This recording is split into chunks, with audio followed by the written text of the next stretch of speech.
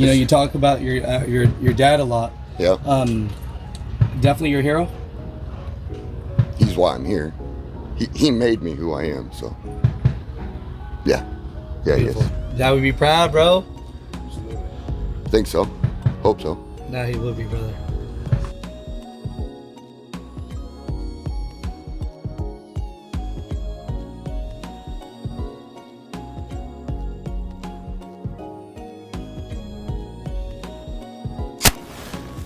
What's going on, mother truckers? Welcome to the Asian My Show. We're introducing today a really great guy, man. We talk off camera all the time. Today, introduce yourself. I'm Shane Witt. I drive for Friday Trucking. I'm an owner-operator. I've been with Dean for, I don't know, 2 years now. Been doing this my whole life. It's all I've ever done. Whole life. So when we say whole life, how many years are we talking about? Oh, since 2002. 2002? I'm Asian, but I'm not good at math. How many years is that? Jeez, he's gonna make me do math this morning. What, 19 years?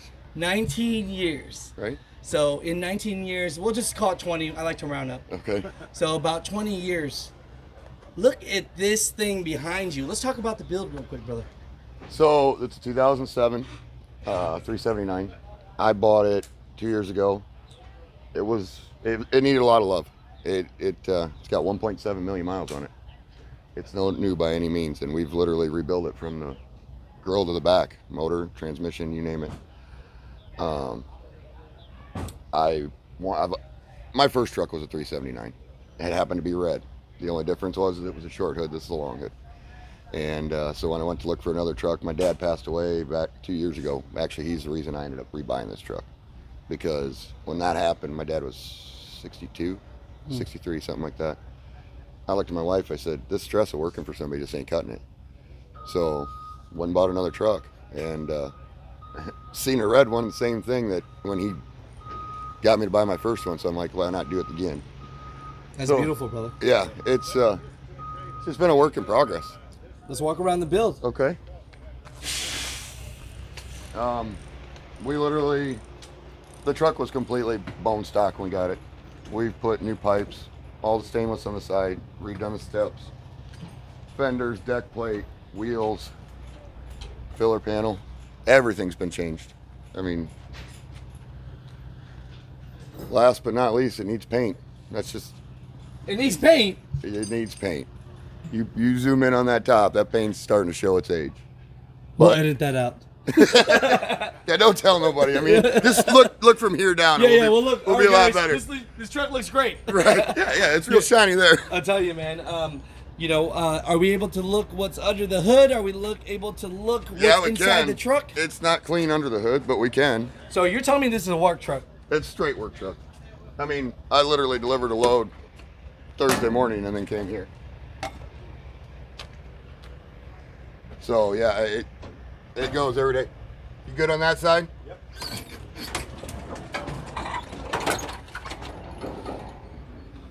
It's a clean looking work truck.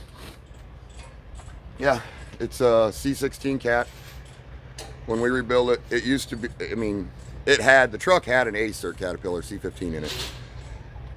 The motor was just, it was junk. So we tore it completely out. That's C16, it's 825 horse. Wait a minute. How many horse? 825. Can we hear it? Can you hear it? Yeah. You said 800 and what? 825. All right, let's hear what 825 sounds like. Sounds like 500. It don't sound no different. It's not the sound. It's not the sound. It's once you start, or once you hit that hill.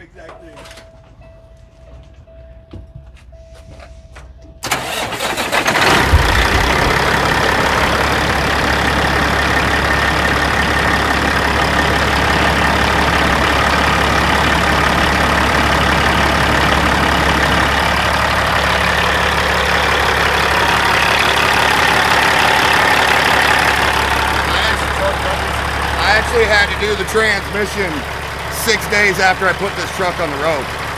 Oh, wow. I bought this truck, got it cleaned up, got it lettered. 6 days after I put it on the road, I was down in Tennessee and grenaded the transmission. Literally busted the input shaft in half. Wow. So it sat in Tennessee for 2.5 weeks getting the transmission put on.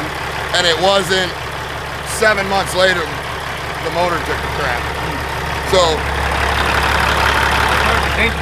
Grab it a little bit.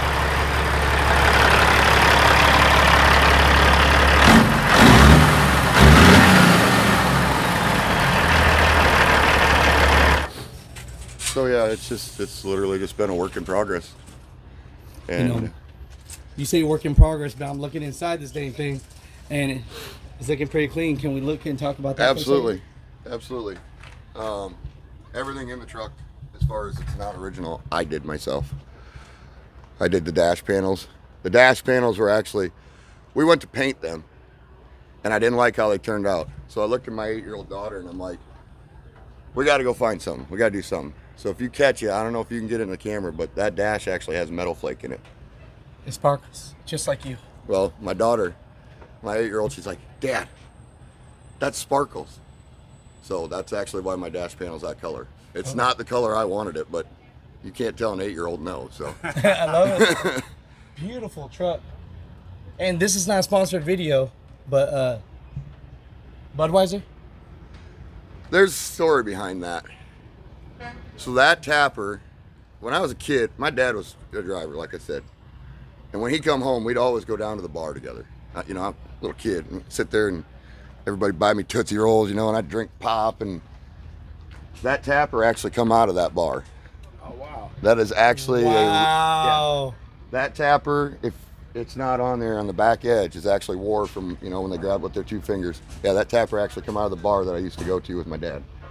So. You ever get pulled over and a DOT officer give a double take? No, I actually do not drive with that on because it's awkward and it's sharp edged. So it's really more for shows and, you know, just for looks. But it takes 2 seconds, pull it off, put it on. Love it. You know, you talk about your dad a lot. Yeah. Definitely your hero. He's why I'm here. He made me who I am. So.